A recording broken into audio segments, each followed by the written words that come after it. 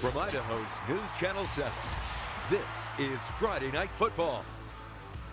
Hey, good evening, everybody. We are nearing the end of the regular season here on Friday Night Football, and only 2 weeks to go. I know this is the crossover week next week, so technically this is the second to last week of the regular season at the 5A classification. Yeah, and it definitely lived up to the hype. You know, there were some teams that are kind of on the bubble, and I think a couple that proved themselves, you know, before we head into the SIC championship week and even the state playoff. We had a runaway option for our KTVB game of the week, and that's where we begin tonight.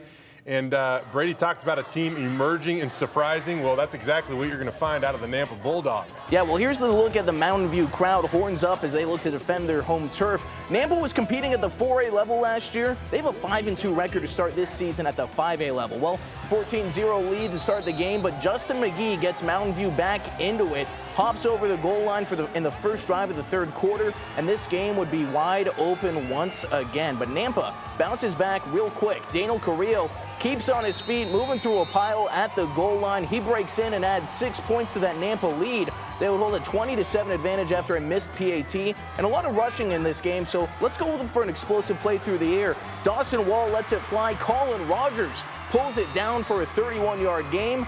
And the Mavs are knocking on the door once again as time runs out in the third quarter. Let's switch sides. Into the fourth we go. They call him the junior.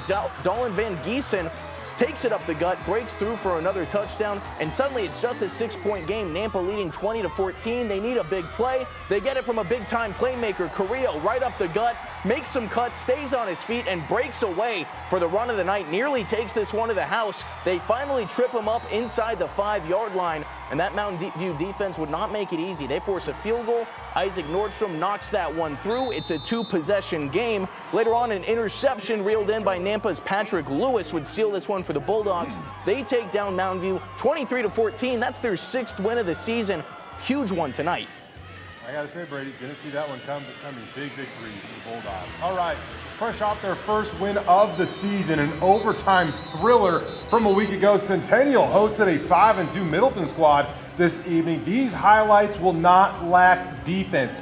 Early in the third with the Vikings up 7-zip, that's Tate Johansson that comes up from his safety spot and lays the wood to force a punt. The Patriots were flying around on defense too this evening. In the third, how about Ben Condor? Makes a beautiful play. You can tell that someone did their film study this week. Unfortunately, Centennial could not find the same success on offense. On the very next play, that's Johansson that gets the ball right back for Middleton, and we're going the other way. Just not for that long. The Vikings start to drive, but on the botched exchange here, Centennial falls on it, recovers the fumble. Number 79 is obviously number 1 in our hearts. He's just not on the roster that I was given. Still, nice play, buddy. 2 plays into that ensuing drive, this happens. Decker Hagler gets his helmet across the ball carrier, forces the fumble. Colton Moore is able to come up with it as Middleton takes over with impeccable field position. Now, if you thought I was done showing you defensive highlights, think again. Hagler, now under center, tries to go vertical, but that's Daniel Demers that cuts this one off at the high point, controls the interception. As my good friend Brady Frederick would say, these highlights are wild. It felt like somebody eventually had to score it. The Vikings are that team. They get the touchdown there. Middleton wins 21-0. Those highlights were wild, and I'll tell you what, I say wild a normal amount, like a normal person. I'll show you another game that's wild. Let's jump over to Cuna.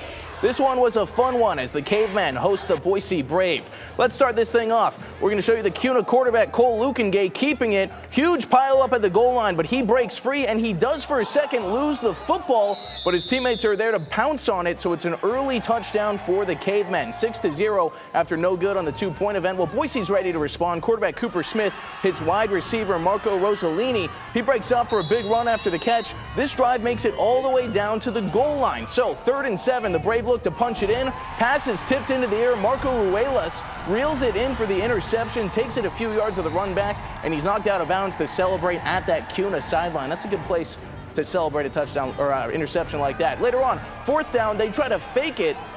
Jason Monroe escapes to the outside, but it's Boise's Henry Miller there to bring him down. They get the ball back. Great field position, looking to capitalize. Too much pressure. The Cavemen able to force a dangerous throw. That's Logan Blades pulling down the interception. But Cuna would find the end zone one more time before the half. Gus Austin breaks through the line, breaks a tackle, scores from 11 yards out. The Cavemen take care of business tonight. They win it 26-16. Let's get on over to Rocky Mountain High School. Chris Kulig and the Grizz will look to bounce back from their first loss of the season. Early on, still tied at 0. Rocky would start to roll. Art Williams back on offense, makes a man miss in the hole, then takes this one up over midfield before he was eventually forced out of bounds. Later on that same possession, Tegan Sweeney gets it out to Luke Lucchini on the perimeter, and the senior absolutely annihilates the offensive hit stick. He then goes untouched into the end zone. I mean, if I was a defender, I wouldn't want to try to tackle him either. 7-0 Grizz. Following a Timberline 3-and-out and a blocked punt, Sweeney goes back to the air again on the first play of the possession. He connects with sophomore Isaiah Reed for the score as this one would start to get out of hand quickly. Still in the first quarter, fellow super sophomore Tayshawn Reese breaks off a nice run, bouncing to the outside. 2-1, showing everyone that he's already ready for prime time. On the very next play, Sweeney tosses his third TD of the ball game. This time he connects with C.J. Jacobson. He hauls it in. What a big week this kid has had. Back on Thursday, the three-star tight end committed to play at the University of Utah. This would continue to get out of hand for the Wolves. On their next play, they put it on the deck. Parker Weatherly recovers. We go to the beginning of the second quarter now, and Brecton Albert takes this one in for the touchdown. Rocky Mountain rolls tonight, 49-zip the final. Yeah, it's a good bounce-back game for Rocky.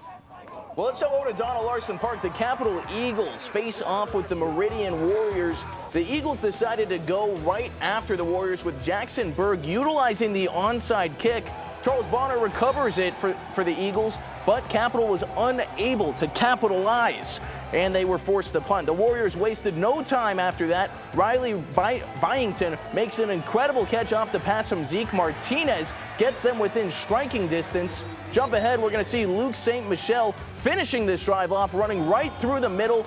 Great hole made by that Warrior offensive line. He goes almost untouched for a 50-yard touchdown, and the Warriors go up 7. Now, this was not all bad news for Capital in the first quarter. They did manage to take a field goal, making this a 7-3 game, but unfazed, the Warriors, Luke St. Michel, wastes no time bouncing right back on this. Kickoff return from the 5-yard line. That would end up being a 95-yard touchdown. The Warriors led 14-3 after the first quarter, and they would take care of business, rushing to the finish line in this one. Meridian taking a 48-3 win over Capital tonight. Man, is that Nathan Reynolds on that return? Man, what can't that guy do? Number 7, man, what a good football player.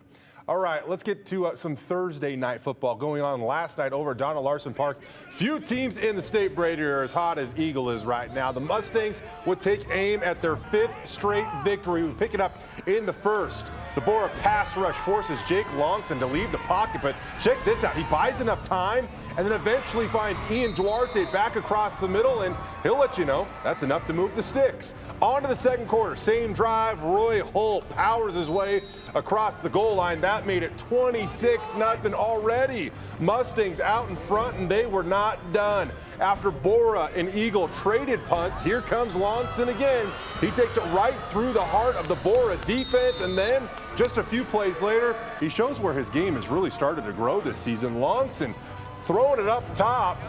What can't he do? He connects with Jake Weaver for the easy touchdown. Mustangs now up 34-0, and from there, man, the Eagle defensive line would absolutely eat. Seth Brock and Carter Davis continue to prove that they might be the best pass rushing duo in the entire state. The Mustangs gallop to a 41-14 blowout victory. They will meet Meridian next week in the 5A SIC championship game. Yeah, that is going to be a fun game. Well, let's jump over to some 4A action. The Columbia Wildcats playing host to the undefeated Bishop Kelly Knights. BK has been unreal this season, 7-0, and I bet you Andrew Bartline is really excited about these highlights. He's got Knights fever. We'll pick it up. 4th down, Joshua Horn nails a 47-yard field goal, puts BK up on the board early. While Columbia would battle back, Andres Waters holds onto a tough catch after the hit. But later on, we're going to get right back to the Knights. Bishop Kelly throwing the pass from Hadley Smith to Noah Borden for the touchdown. BK wins this one 37-7. Another big win for them, staying perfect on the year. Coach Brennan's got another squad over there, I tell you. All right, up next, we visit Skyview. They were hosting Ridgeview tonight. The bands and the students cheering on Skyview. And check out the green cleats there of Riker Oswald. He scores the TD right here. Hey, look good, play good. Touchdown, Skyview. Going back the other way now, how about Aiden Martinez that takes it all the way down to the 10-yard line. Skyview gets that offense rolling. I know the season started tough for them, but they get a victory tonight. 45-3 the final over Ridgeview. The Hawks host Bishop Kelly next week. So good to see them getting the win call. Man, what a tough early season schedule that Skyview had to endure, but a big victory for them tonight as they knock off Ridgeview. And now next week, I mentioned it, the table is set for the 5A SIC championship game. I believe this has got to be maybe the 3rd or 4th year that they've done this, Brady. I love this. It gives it a college football type conference championship game feel. I will say Rocky Mountain beat Eagle this year, but it's Eagle that's going to get in to that championship game to face off against Meridian. Meridian beat the Mustangs pretty good earlier this season, but as I mentioned in the highlights, I feel like the Mustangs are a team that have really grown over the season, and they found an easy way to finally get Ian Duarte the ball, and when he gets the ball, man, good things happen. Yeah, they've absolutely found their footing as the season has progressed, and I think it's going to be an interesting matchup because what Meridian does really well, they control the tempo. They make you play at their pace, but what Eagle has been starting to do is jumping out with these huge explosive plays and kind of ignoring what the defense has given them and just kind of taking control themselves. And I feel like Jake Longson, I mean, like really, he's developed as a passer, and now that he's being able to stretch the field vertically, it's kind of opening things up for that Eagle offense, and we'll see what they can do. That Meridian defense is no joke. They only allowed 3 points tonight. We saw what they did against Rocky Mountain last week. Rocky scored a last-second touchdown to get to 12 on the scoreboard, but that defense is something else. So I know we'll post our Game of the Week poll. I have a feeling we already know what the game of the week is over there. I was impressed with Rocky Mountain's response tonight. I know that it was Timberline. It looks like, I believe Timberline's going to be the only team that they might be done. Because with 13 teams, I don't think they have a crossover game next week. I'll look to confirm that, but I think they might be done. If that's the case, Ian Smart's done a great job over there. Just a tough season as you know, they deal with the ebbs and flows of talent that program is infused with at times over at Timberline. But getting back to Rocky Mountain, they look crisp, they look sharp, a confidence builder for them as they'll wrap up the regular season next week and then head into the state playoffs. And when the game comes down to a 2-point conversion like their game with Meridian did, I mean, it's kind of anyone's game, leaving it up to one play. Yeah. I think they're looking for revenge in the next couple of weeks as we head towards state. Well, I know the 5A state rankings this past week. I mean, you're looking at it, the top 3 teams in the state all play in the 5A SIC. That was Meridian, Rocky, and Eagle. Was that the order that you had those teams? That is the order I had it. And then I think I had Mountain View at the 5 spot, but I think I got to give it to Nampa. Yeah. They've really impressed. They've been consistent. And, you know, they got playmakers. Yeah. Daniel Carrillo, man, what a fun player he is. And Gabe Navarro, their quarterback, he can run too, so they got a nice little dual threat going that's kind of blossomed as the season has gone on. Good on you, Nampa. See how far you can take it. We'll also just bring up Bishop Kelly once again, man. That train is absolutely rolling. Tim Brennan does an unbelievable job over there with the Knights. New season, same story. Bishop Kelly, really, really good at football. Yeah, absolutely. You know, I'm familiar with the 4A level in the north. Is there somebody in the east who can challenge them this year? It'll be interesting. There always seems to be somebody that emerges out of the East. Is Skyline still 4A, or have they bumped up? I think they're 4A, but I don't think they got off to, not the start Bishop Kelly had gotten off to this season. They got a dynamic player over there that's committed to play some big-time football at the University of Oregon. So I don't know. We'll see. But either way, right now, it seems like it might be Bishop Kelly's to lose at this point in time. So, hey, a fun season so far.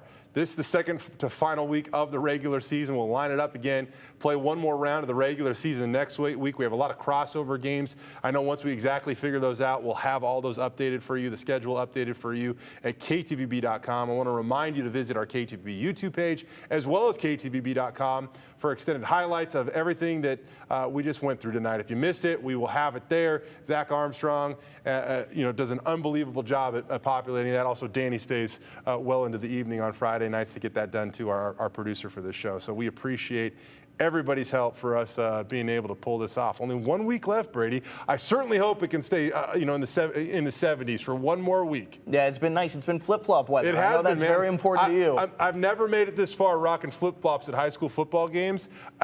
Regardless of what it is next week, I feel like I'm just going to do it because final week of the regular season, there's no way in Idaho I've ever made it this far. Yeah, I don't care if it flip-flops. snows. You got to go for the complete season. Going for the complete game. Yep. That'll do it for us, Brady. Another fun week. We should say, too, that we appreciate our photogs for helping us out, John Mark, as well as Logan. Got a lot of great highlights tonight, so thank you to them and the rest of our crew here at Friday Night Football. We'll see you again next week for the final week of the regular season. Again, check out KTVB.com for more highlights of what happened tonight. We'll see you next week, everybody.